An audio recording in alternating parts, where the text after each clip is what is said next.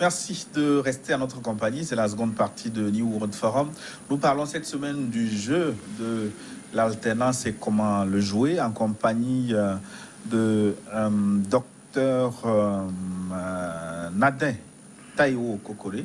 Il est le président du mouvement Encore Ensemble Construisons notre République, candidat récalé à la présidentielle d'avril 2021 au Bénin. Docteur Kokore, merci de rester avec nous. Merci. Je suis content d'être là, ça se passe bien. Mais en fin de première partie, nous étions en train de parler de la société civile béninoise qui devient de plus en plus indolente. Oui, vous disiez muselée. Absolument. Oui, absolument. Même jusqu'au niveau des lois, disiez-vous. Oui, muselée au niveau des lois. Et j'allais terminer par au niveau des hommes. Parce que les grands patrons de cette société civile, celles qui la dynamisaient, ont été pris et nommés. Il n'y a rien de mieux pour tuer une société civile. Et de l'autre côté, la société civile, c'est qui? C'est monsieur tout le monde, c'est les syndicats. Les syndicats n'ont plus le droit de grève. Il n'y a que... Avant, ils avaient droit à 1 mois de grève. Je pense que là, ils n'ont droit qu'à 1 semaine de grève. Qu'est-ce que vous pouvez contester en 1 semaine? Voilà. Donc, c'est tout un tas de stratégies qui ont été mises en place pour museler cette société civile. Ce qui fait que des gens comme nous, qui avons des mouvements politiques, nous étions presque des hors-la-loi, puisque nous avons résisté à la loi qui interdisait de faire, de se rassembler, de parler, et de sillonner le pays. Voilà. Donc, tout ça est à reconstruire. Et tout ça est bien douloureux, mais c'est à reconstruire. Il ne faut pas se lasser de continuer à se battre comme on peut le faire, peut-être sur les réseaux sociaux, en sachant que sur les réseaux sociaux, vous savez, si vous avez un forum, je dis WhatsApp par exemple, et qu'il y a un membre du forum qui dit quelque chose, mais vous en êtes responsable aussi. Donc du coup, vous voyez, bon, tous les forats sont infiltrés, mais c'est un jeu, c'est un passage. Ça va revenir. Les gens commencent à prendre conscience du rôle qu'ils jouaient dans la société. Les gens commencent à prendre conscience que leurs petites paroles, au niveau où ils étaient importantes. Aujourd'hui, je pense qu'ils sont beaucoup plus prêts à lutter parce que à un certain moment, il n'y avait que les politiques qui faisaient la lutte. Et on se disait, c'est leur affaire d'hommes politiques. Aujourd'hui, que les gens ne peuvent plus se regrouper, qui ne peuvent plus parler, qui ne peuvent plus rien faire, ils recommencent à prendre conscience que nous sommes revenus dans les années 80 et qu'il faut se battre de nouveau pour en sortir. Mais les hommes politiques, est-ce qu'ils ne doivent pas être la locomotive pour tirer ces wagons de la société civile? Les hommes politiques qui ont tenté de se retrouver pour revitaliser l'opposition, mais juste pour les périodes électorales. Non, pas forcément juste pour les périodes électorales. Vous savez, le Bénin, parce qu'on n'a plus entendu le Bénin aujourd'hui, de la situation de l'opposition après la présidentielle. Non, pas du tout. Au Bénin aujourd'hui, dès que le président Patrice Talon est arrivé, il a mis en place un certain nombre de contraintes économiques et budgétaires pour envoyer tel autre en prison ou pour l'envoyer en exil ou pour l'empêcher de travailler. Donc, cela veut dire que tel qu'il a décimé la société civile, c'est comme ça qu'il a décimé les politiques. À qui on a reproché des faits quand même appréciés par la justice. Non, si vous voulez parler de Sébastien Djabon, il y a eu un procès où il a été condamné. Vous voulez parler de... oui, il a été condamné par... Il a été condamné par la criette après n'avoir pas été condamné. C'est-à-dire que un dossier qui a déjà été jugé, il y a la nouvelle cour qui a été créée pour les tribuns qui s'auto-saisit du dossier et qui le condamne. Et qui condamne et qui a condamné beaucoup de gens comme ça, 20 ans par-ci, 20 ans par-là. Donc la cour des 20 ans. Et c'est cette même cour aujourd'hui qui va arrêter des opposants sans leur signifier qu'ils devraient être arrêtés. On ne sait pas, vous êtes chez vous, on vient taper chez vous à 6 heures du matin, on passe par-dessus le mur et on va vous chercher. vous êtes dans la rue, on va vous enlever, vous voyez. Bon, voilà. Non. Là, nous parlons de quelque chose de douloureux. Oui, justement, Nous vous parlons évoquez les de la loi. de Madougou, de Joël Aïvor, dans un contexte connu de tous. C'est la période préélectorale où certains partis politiques ont ouvertement sorti les muscles et ont menacé de s'en prendre Menacer qui? À la paix publique. Ah non, aucun parti politique, ni le Front pour la restauration de la démocratie, dont je suis l'un des 5 présidents, ni le cadre national de contacts, personne, aucun parti n'a dit qu'il allait s'en prendre à la paix publique. Les partis ont dit, certains ont dit, nous voulons le parrainage. Donnez-le nous pour que nous puissions aller vous battre aux élections, puisque nous allons vous battre aux élections. Ce n'est pas menacer la paix que de dire à un président de la République qui fabrique les lois pour lui-même que nous allons le battre aux élections. Les autres disent, nous ne reconnaissons même pas votre truc-là. Vous avez été élu le 5 avril 2016, votre mandat finit le 5 avril 2021, vous avez rajouté 52 jours, ça ne nous intéresse pas les 52 jours que vous avez rajouté en manipulant la Constitution. Le 5 avril, vous rendez les clés de la République, nous les voulons. Et nous allons marcher dans la rue avec la population jusqu'à ce que vous nous rendiez les clés de la République. Mais les manifestations publiques sont d'ordre constitutionnel. Il n'y a rien derrière. Et lorsque vous savez que vous ne pouvez pas contenir ça, vous faites ce que vous avez fait. Oui, mais il n'y a pas eu que des manifestations pacifiques. On a vu des manifestants avec des armes légères ou des armes à feu, notamment au nord du pays. C'est vrai. Durant la période J'ai vu quelques images de chasseurs, notamment au centre du pays, et qui manifestaient. Ils ont le droit de manifester. Ils n'avaient tiré sur personne. Ils avaient bloqué les voies. Mais ce dont vous n'êtes peut-être pas au courant, c'est sûr que sur ces chasseurs, c'est des balles anti-chars. Voilà. Je ne m'attendais pas à parler de ces choses très, très difficiles ici aujourd'hui. Et c'est une page très douloureuse de notre histoire, la page des libertés publiques, la page des libertés individuelles. C'est une page très difficile. Et si nous devions prendre au cas par cas ce qui s'est passé depuis 2016, en 2016, la population à main nue a été mitraillée à Cotonou. Il n'y avait pas de chasseurs. Ils ont été mitraillés à Cotonou. Je m'en souviens très bien, puisqu'un des mitraillages a eu lieu le jour de mon anniversaire. Mais vous parlez de mitraillage, mais dans ces manifestations, on en parlait, il me semble, entre 4 et 11 morts. Mais quand vous parlez de mitraillage... Mais vous savez, un seul mort. C'est vous qui parlez de 11 morts déjà. Je ne sais pas, vous détenez vos sources, mais le gouvernement n'en a reconnu que 2 ou 4. Oui, c'est pour ça que je dis entre voilà. On parlait de 11 morts. Voilà. Donc, cela veut dire qu'en définitive, pour une démocratie dont vous aviez parlé au début de cette émission, où tout se passait bien, où il n'y avait jamais eu de mort dans une manifestation, où vous levez le matin et vous voyez qu'on vous tire dessus. Il y a quelque chose qui ne va pas. Et c'est à partir de ce moment, de 2019, qu'on a compris que le Bénin avait changé.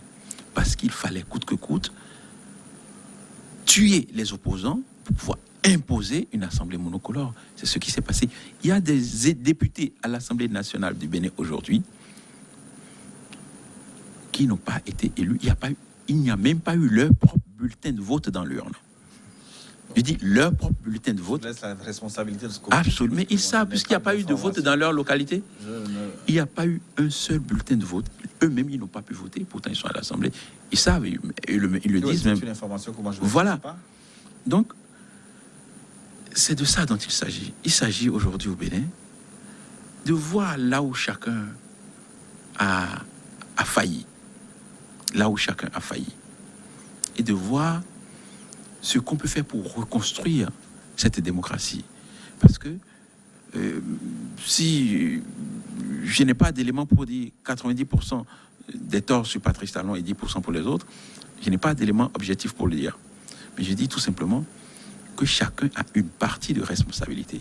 Donc Et c'est pour ça que, en juillet 2020, je me suis mis avec un certain nombre de concitoyens pour envoyer un courrier au président de la République. Nous avons formé le CODER, et qui est une coalition démocratique pour la restauration, une coalition pour la restauration de la démocratie.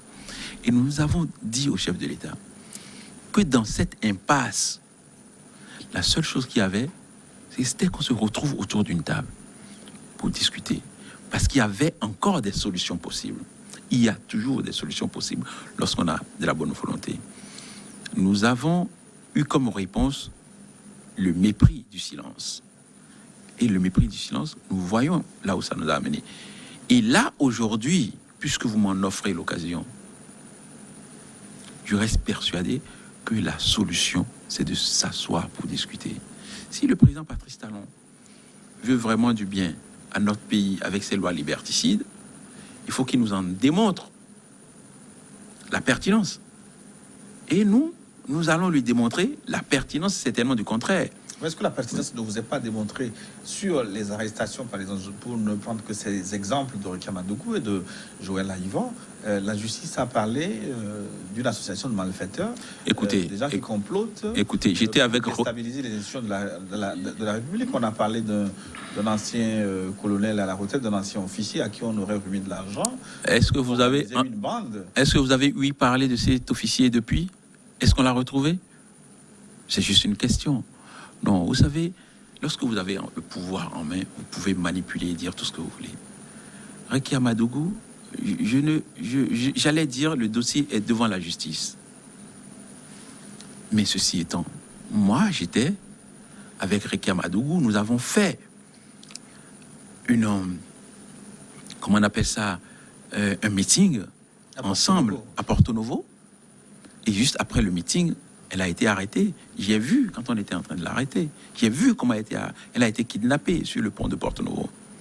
Ce que je suis en train de dire, c'est que même lorsque vous avez un opposant qui se déplace librement, vous savez où cette personne est et que vous voulez l'arrêter, il y a des dispositions légales pour le faire.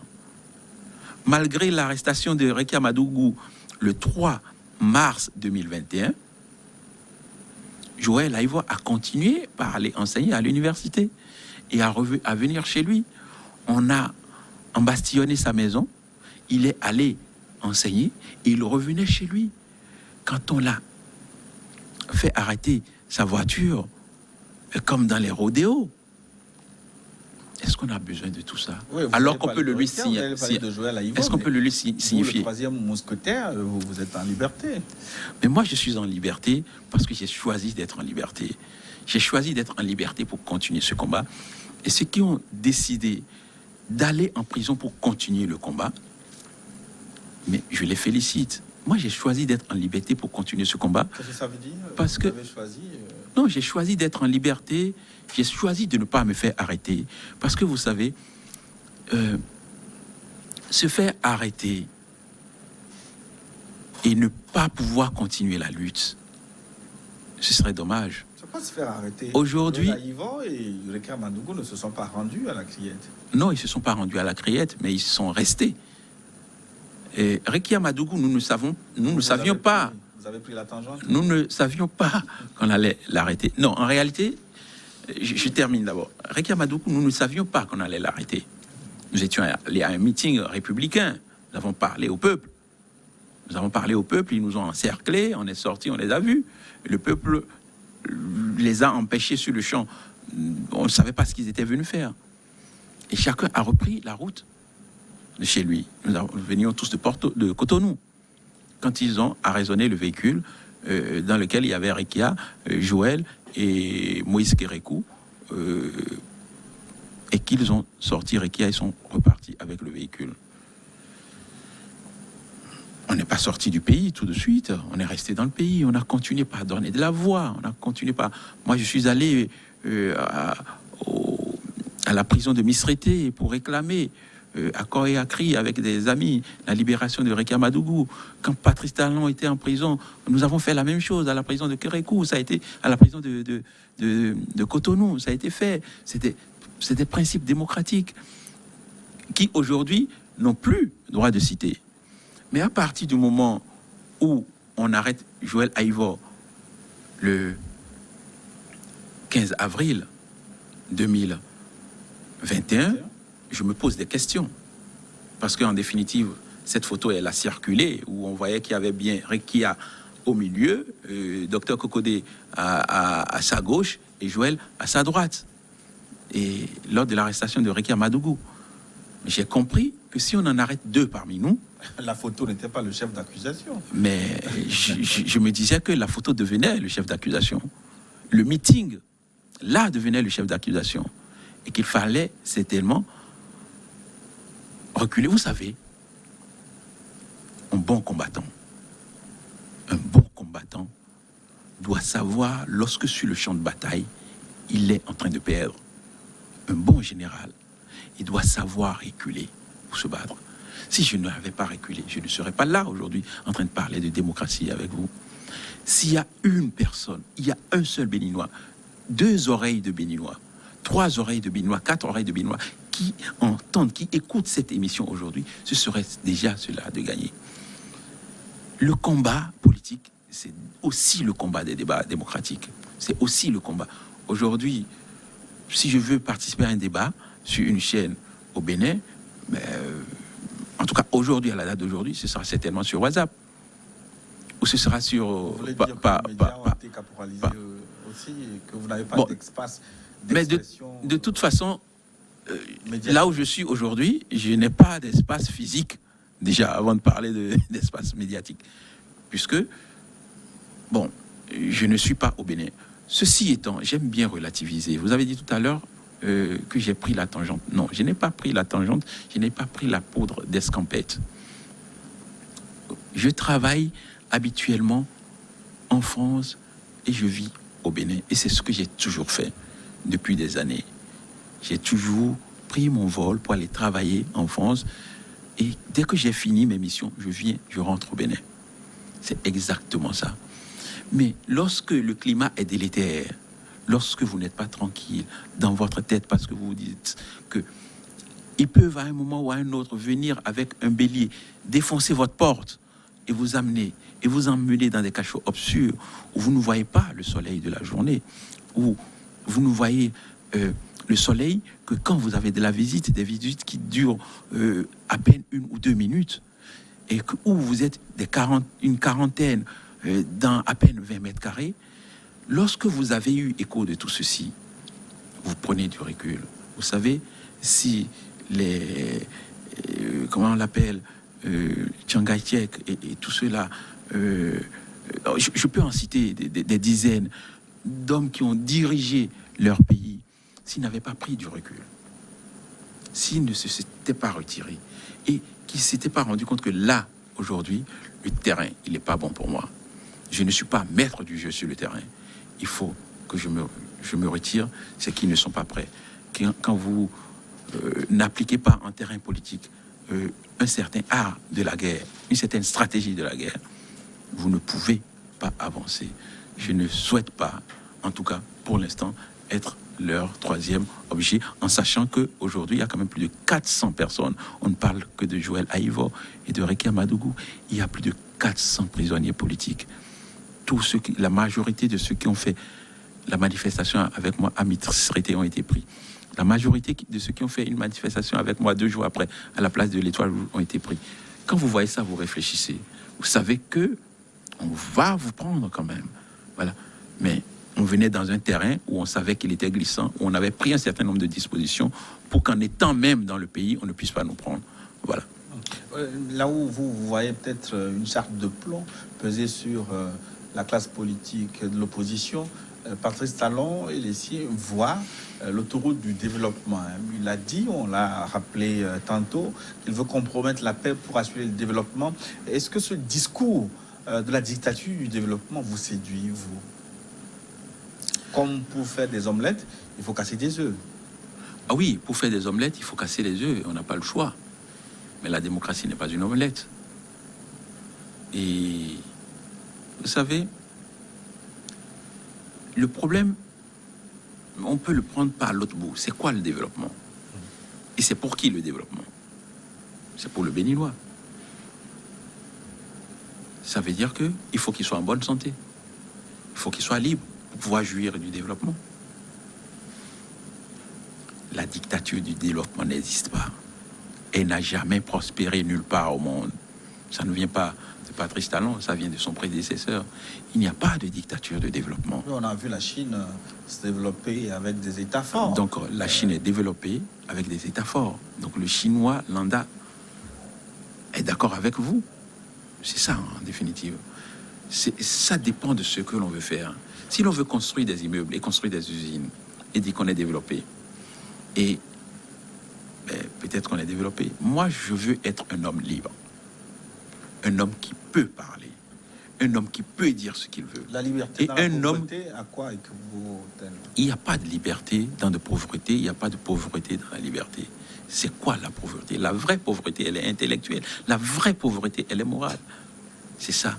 Et il y a des nations, j'ai beaucoup voyagé, il y a des nations où vous rentrez chez eux, vous voyez comment c'est beau, et vous voyez les personnes qui sont en face de vous qui n'ont aucune identité.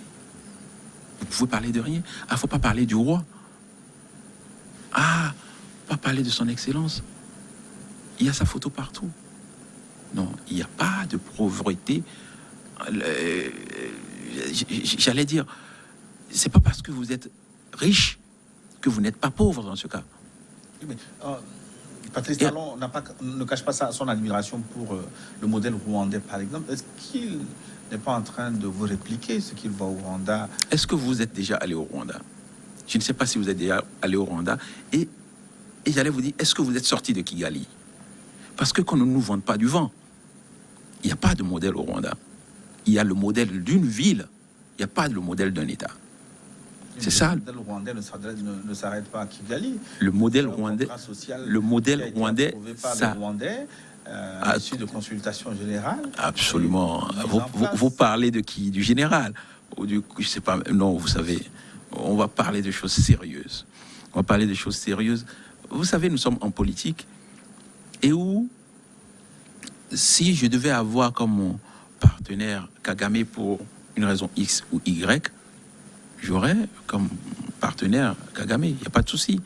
Parce que son peuple accepte ou se soumet à ce qu'il fait. Voilà. Nous avons en Afrique un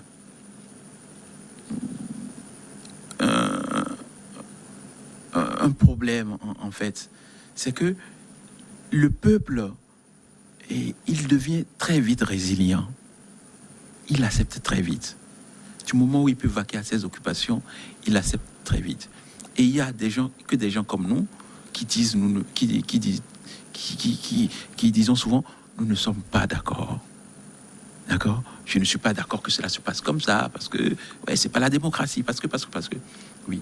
Et tant qu'il n'y aura pas des voix comme nous, comme nos voix, qui se battent pour que les hommes soient libres, pour que les hommes soient en bonne santé et qu'ils puissent profiter de cette démocratie matérielle qu'on veut leur apporter, ou de ce développement matériel qu'on veut leur apporter en le cachant sous dictature du développement, il n'y aura pas de développement, il n'y aura pas de paix. Vous savez, vous pouvez faire tout ce que vous voulez.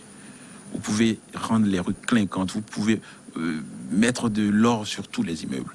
Tant que les populations ne seront pas libres, tant qu'elles ne pourront pas vous remercier réellement pour ce que vous avez fait, vous n'avez rien fait. Oui, mais est-ce que vous pensez que Talon ne sera pas applaudi au bout de ces 2 mandats quand il aura fini son projet d'asphaltage? Patrice Talon ne sera jamais. L'électricité, quand il aura construit son pôle industriel, quand il aura réformé le système de l'éducation, etc.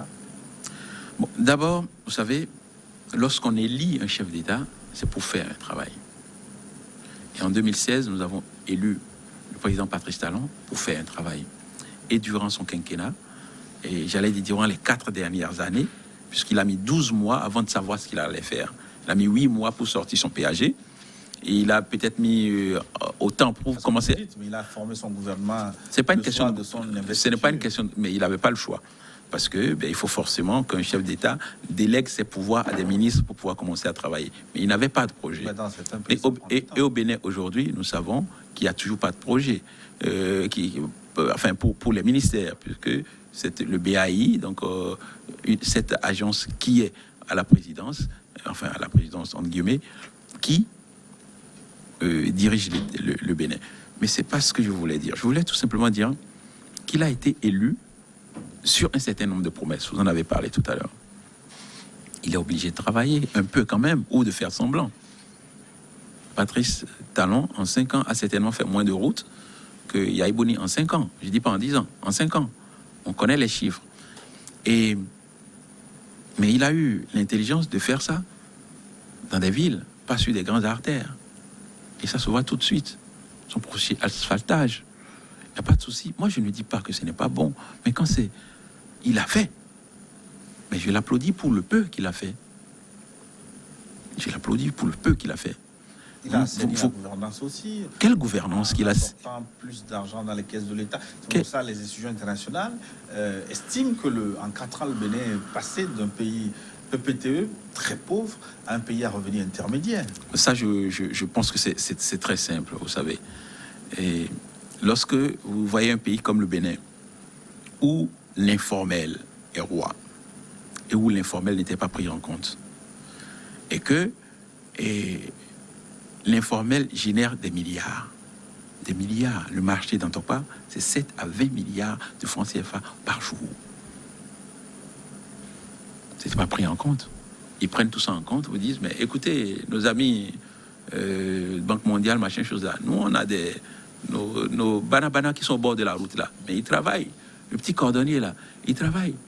Parce qu'ils ont le mérite d'avoir répertorié et d'avoir arbitré à ce niveau-là, et que maintenant, du jour au lendemain, notre, comment on l'appelle, j'ai oublié, bon bref, nous devenons un pays intéressant. Mais vous savez, l'assiette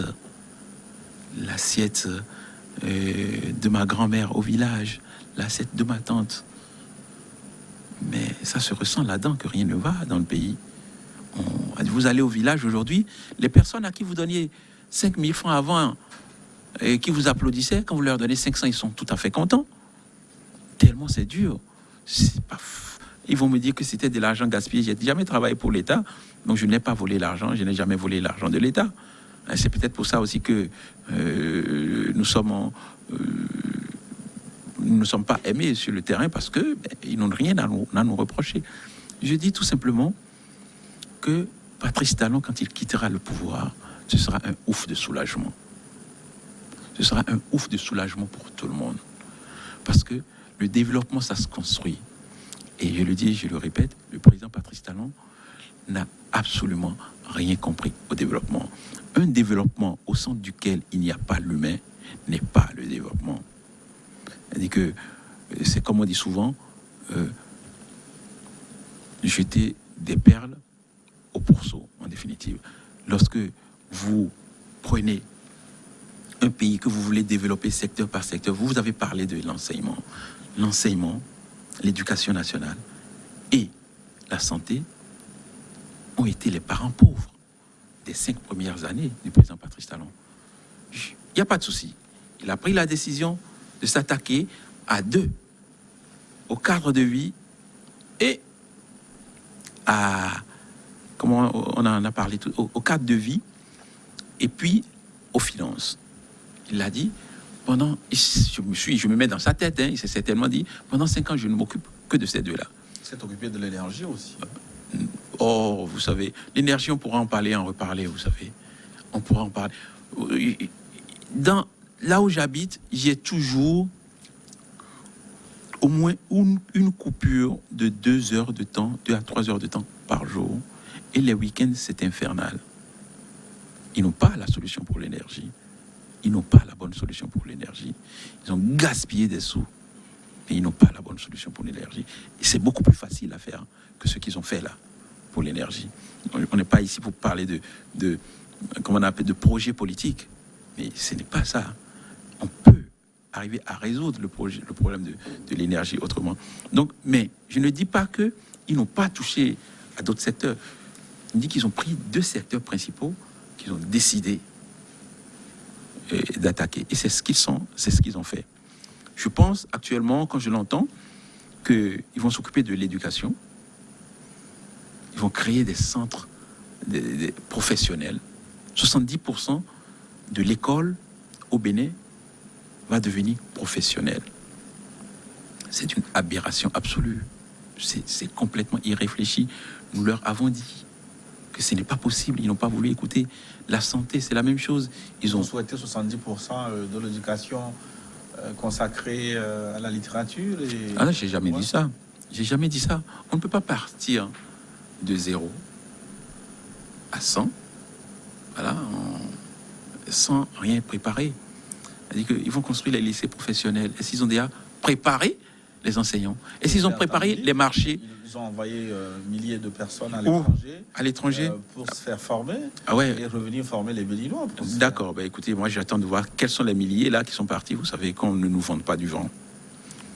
J'espère pouvoir revenir ici peut-être à mi-parcours pour qu'on discute uniquement de l'éducation. C'est un sujet qui m'intéresse énormément. Et peut-être aussi de la santé aussi. Au Bénin, c'est un sujet qui m'intéresse aussi. Tant que vous avez le pouvoir et que vous détestez ou vous enlevez de votre projet les parties sociales qui sont budgétivores, l'école, la santé, la justice, que vous ne vous en occupez pas, vous ne pouvez pas créer de développement. Et pourquoi les Béninois semblent, on va dire, s'accommoder de Patrice Talon? Finalement, est-ce que les peuples africains, les citoyens béninois sont-ils préparés pour animer la scène démocratique selon vous? Ça, c'est une grande question. Pour ne pas demander s'ils sont mûrs pour la démocratie. Oui, donc là, vous revenez à Chirac dans le temps, et puis un peu peut-être à Sarkozy, qui nous a jeté à la figure il y a 14 ans, qu'on n'était pas globalement rentré dans l'histoire. Et nous adorons aller à l'église, vous savez. Nous adorons chanter, nous adorons danser. C'est une réalité. Mais je dis, même pour ceux qui vont à l'église, ils ne lisent pas assez la Bible. Ils ne la lisent pas assez. Vous voyez la tour de Babel. La tour de Babel, c'est le prototype du développement abouti. Vous êtes ensemble, vous parlez de la même voix et vous bâtissez jusqu'à ce que cela atteigne le ciel.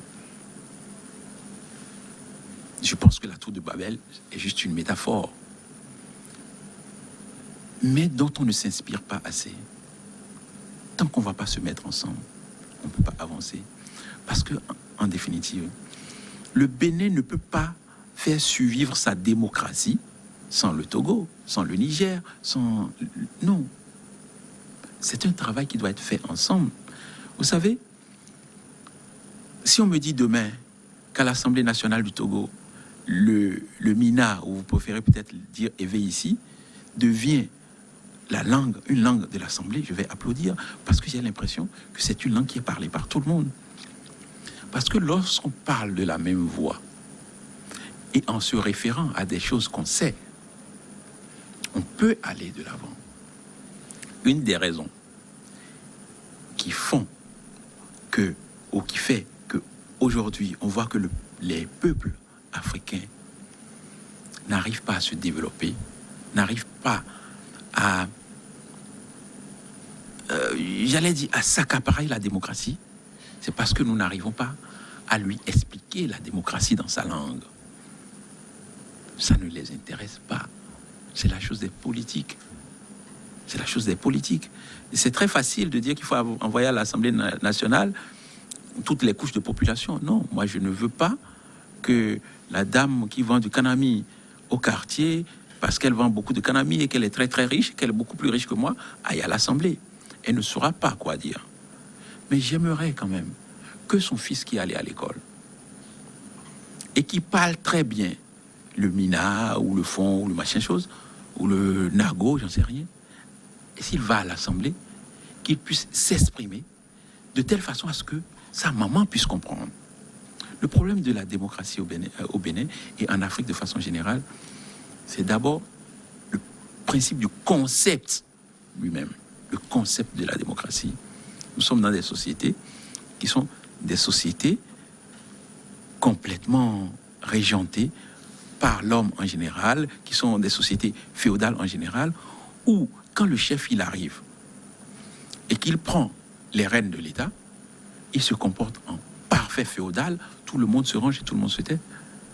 À l'approche des élections, quelles qu'elles soient, lorsqu'il sort et qu'il distribue un peu d'argent, vous voyez, il fait la tournée de reddition, dans les voitures clinquantes, tout est aligné, il arrive, les gens viennent chercher des sous.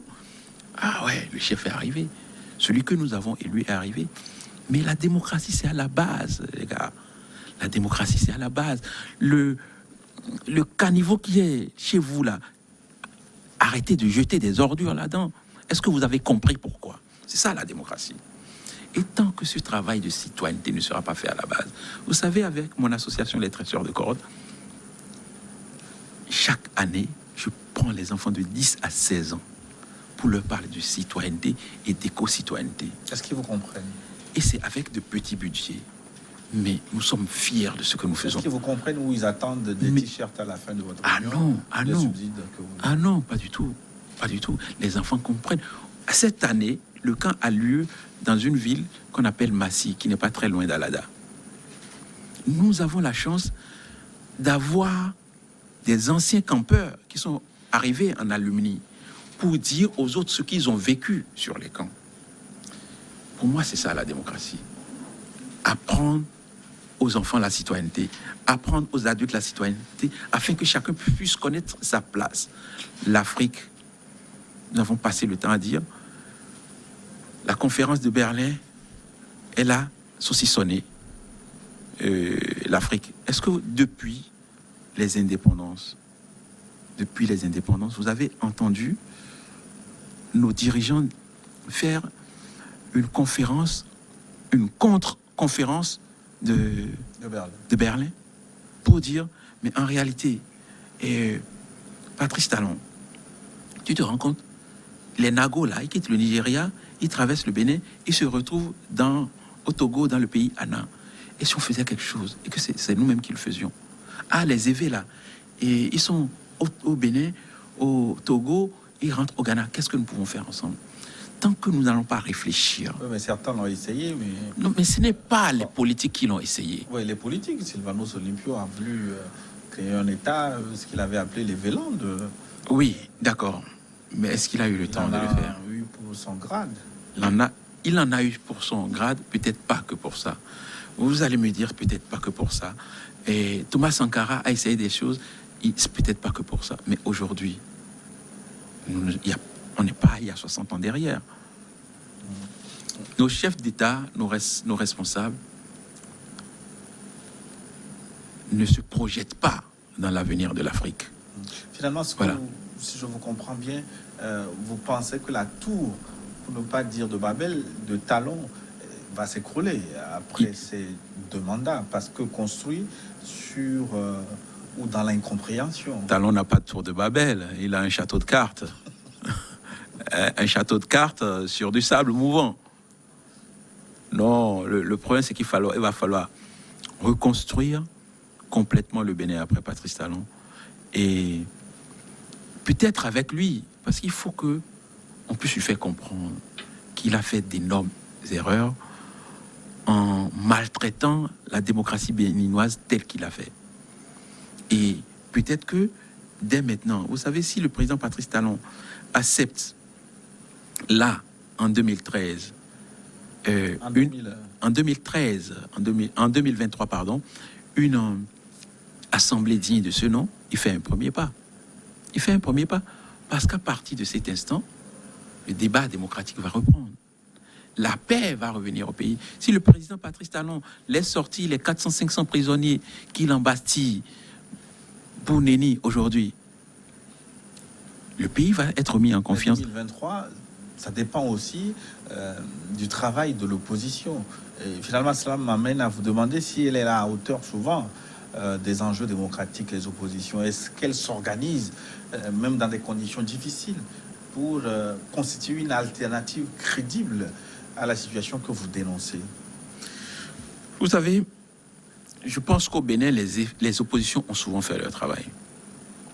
Mais à côté, il faut reconnaître que c'est des oppositions qui ont souvent aussi été marchandées, d'où l'absence de clarté dans leur position parfois.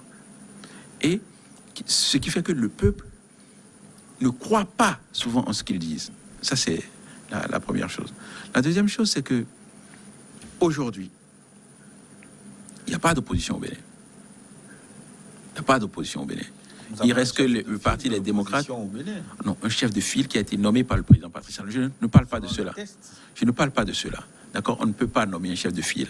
Le président de la République ne peut pas nommer. Il a été nommé. Non, il a été nommé. Qui prévoit les mécanismes de sa nomination. Non, il a été nommé quasiment ex nihilo à partir du moment où on fait de son parti politique Force Cori pour un Bénin émergent, le troisième parti du président de la République, dénommé parti d'opposition du président. Je le dis et je l'assume.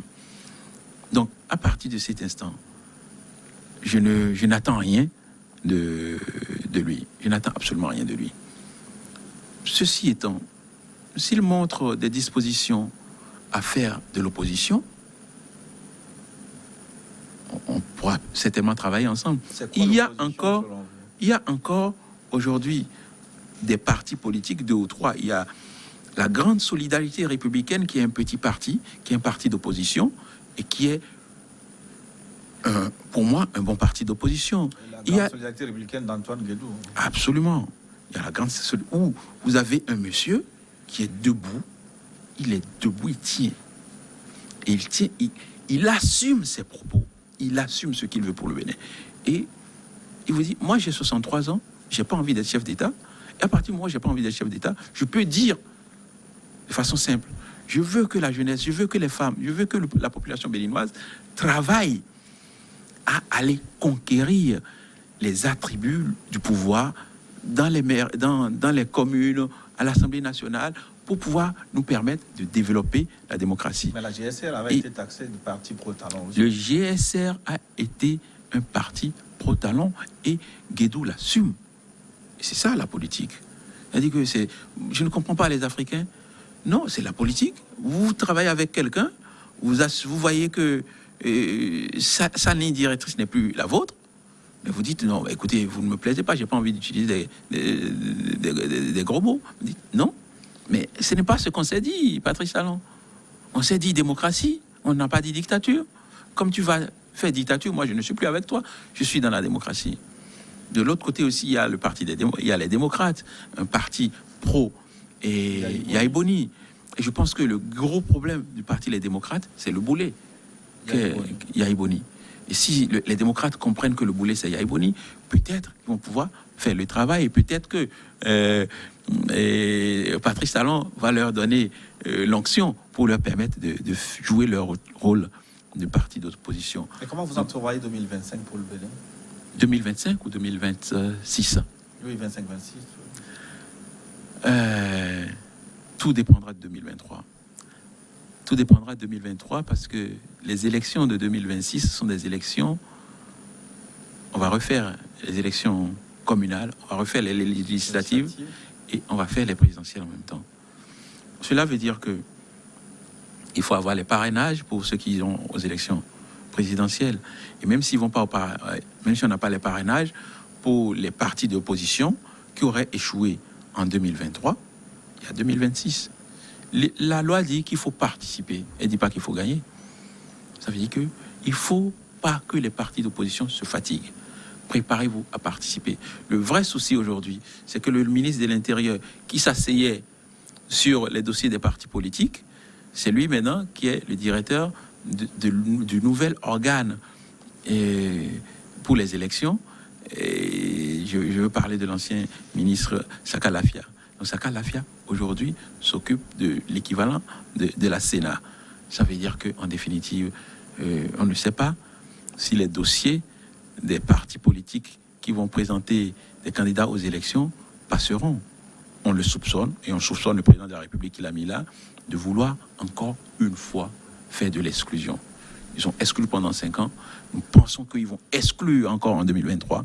Alors, qu'allez-vous faire? Est-ce que vous serez candidat pour la prochaine élection présidentielle au Bénin? Ah, les élections présidentielles de 2026, c'est bien loin. Pour moi, c'est bien loin. Je pense que, comme je vous le disais tout à l'heure, c'est 2023 le plus important. Et comme je vous l'ai dit à l'entame de ces propos, en 2021, nous sommes allés éprouver le système. Et l'opposition était vraiment éparse. Elle était un peu divisée. Il faut avoir le courage de le dire. Il faut faire les diagnostics. Quand vous ne faites pas les diagnostics, vous ne pouvez pas avancer. Ce qui est le plus important pour nous aujourd'hui, c'est de construire cette opposition. Et à partir du moment où on aura construit cette opposition, nous verrons les têtes de pont que nous mettrons devant. Mais c'est une question excessivement prématurée. Merci, Dr Nadin Taiwo Kokode. Merci d'être passé dans notre studio. C'est moi qui vous remercie de m'avoir reçu. Et j'espère que nous aurons d'autres occasions pour discuter d'autres choses et peut-être pas que de politique, sait-on jamais. Absolument, on vous espère aussi vous retrouver sur le terrain très bientôt, peut-être aux côtés de vos compagnons Joël Ivor et Rekia Madougou. Ouais, vous parlez de terrain, cela suppose qu'ils sortent de prison. Ouais, absolument, absolument. J'espère. Je les accompagne de ce vœu-là.